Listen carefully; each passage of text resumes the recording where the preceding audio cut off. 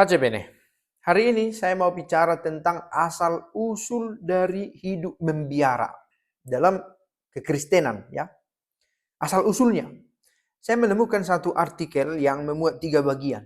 Pertama asal-usul, lalu kemudian bagaimana biara itu bertumbuh di gereja barat, dan bagaimana juga bertumbuh di gereja timur. Dari mana bermula?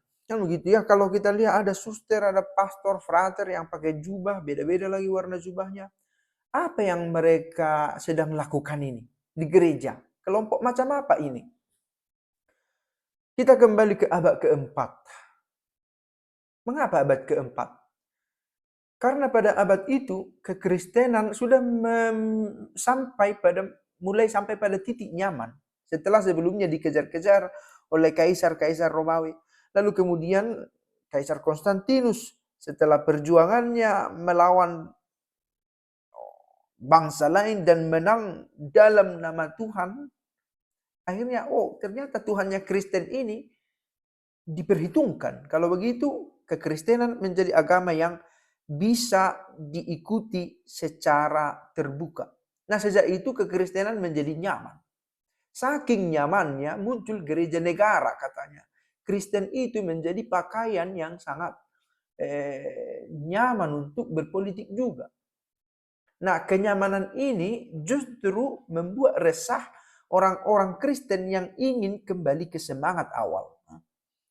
Mereka dibesarkan oleh perjuangan, oleh usaha yang keras untuk membela iman, untuk membela keyakinannya, ajaran-ajarannya. Abad keempat muncullah mulai gerakan untuk hidup, entah itu sendiri, entah berkomunitas, sebagai orang yang berusaha suci, berusaha murni. Dan intinya sebenarnya untuk membuat protes juga pada gereja yang nyaman ini, yang pelan-pelan meninggalkan cita-citanya.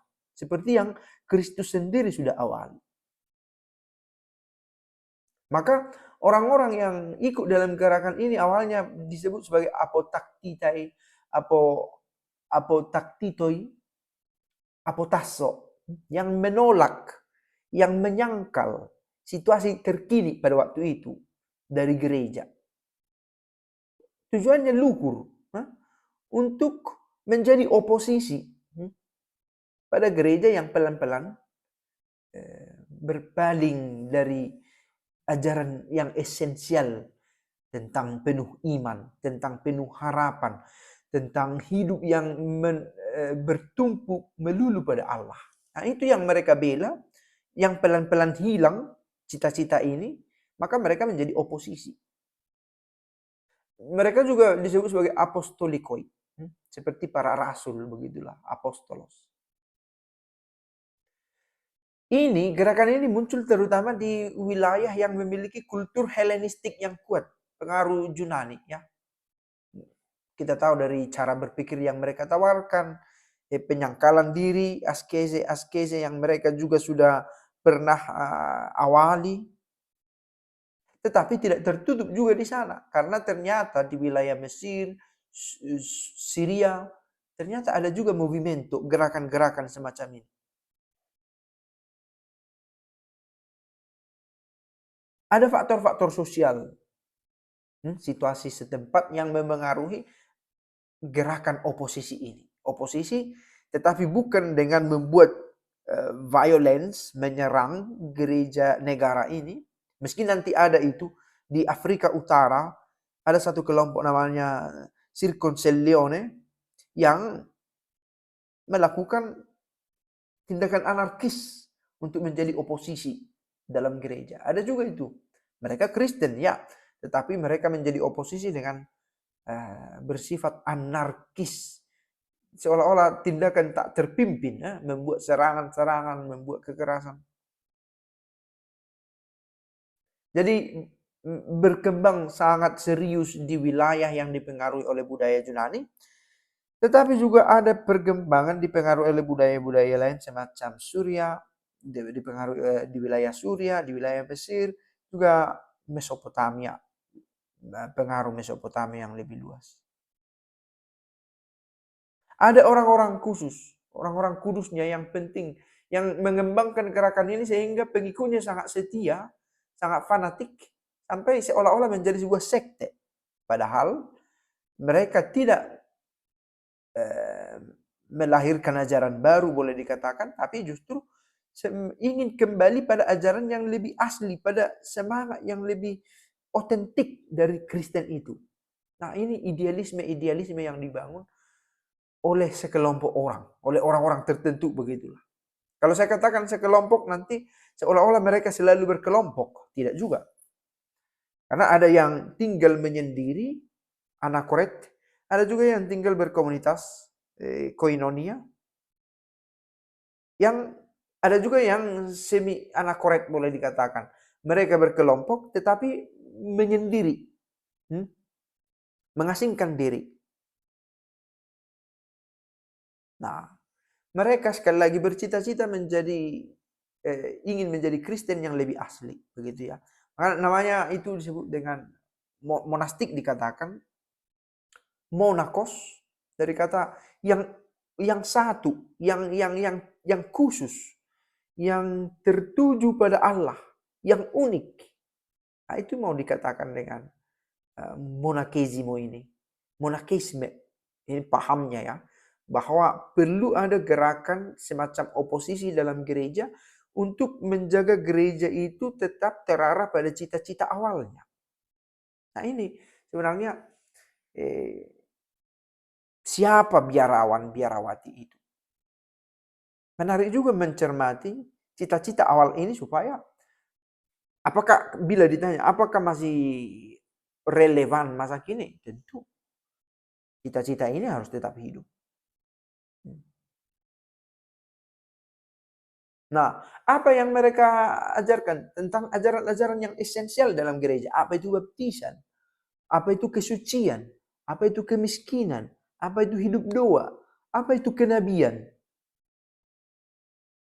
Hal-hal yang memang nilai-nilai kekristenan itu yang dia mau sampaikan ke orang-orang.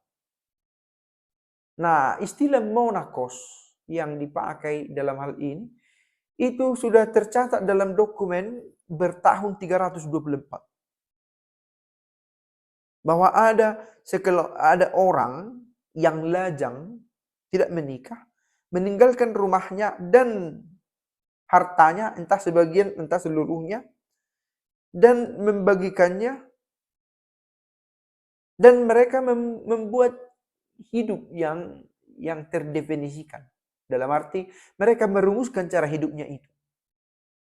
Ada tokoh besar dalam hal ini yang pantas disebut itu Antonius dan Pachomius. Nah, tokoh ini begitu berpengaruh pada masanya dan hidupnya diabadikan dalam tulisan, oke? Dan tulisan ini yang kemudian dibaca oleh orang-orang dan akhirnya banyak orang ingin meniru perbuatan mereka. Kita lihat bagaimana dokumen itu ternyata sangat berpengaruh untuk mempropagandakan satu ide. Bayangkan bila kehidupan Antonius dan Pachomius tidak dicatat pada waktu itu, barangkali tidak akan banyak penerusnya. Nah, ada tokoh-tokoh lain seperti Makarios orang Mesir, ada Antonius juga yang tadi dikatakan. Dan ini menjadi titik awal untuk kemudian munculnya inovasi-inovasi lain dalam monakesimo ini. Seperti tadi saya katakan, ada anakoret yang hidup sendiri, ada yang dalam komunitas, ada yang semi percampuran keduanya, berkomunitas tapi menyendiri. Dan ini menjadi berkembang dari waktu ke waktu, terus disukai. Monakos satu-satunya dicintai oleh Allah dengan cara yang unik. Sama dengan anak yang unik.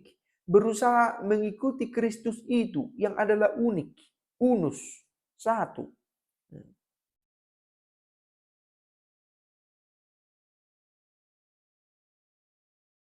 Nah, ternyata ada bias begitu ya. Ternyata ada yang menyimpang itulah kalau terlalu mengandalkan dirinya sendiri. Nah, seperti tadi saya katakan ada satu kelompok Circoncellione yang berkembang di Afrika. Yang ingin asli, apa itu baptisan, kita harus asli. Kita tidak bisa menyimpang dari ajaran itu, tapi saking luhurnya atau keluhuran cita-citanya tidak disertai oleh perilaku, oleh akal budi yang cukup mumpuni, mereka akhirnya menjadi anarkis, berlaku keras, kasar. Nah ini cikal bakalnya sampai akhirnya sekarang kita lihat ada banyak jenis kongregasi, ordo-ordo yang mudah-mudahan cita-citanya masih sama dengan cita-cita awal ini, tetapi diharapkan tidak anarkis. Ciao.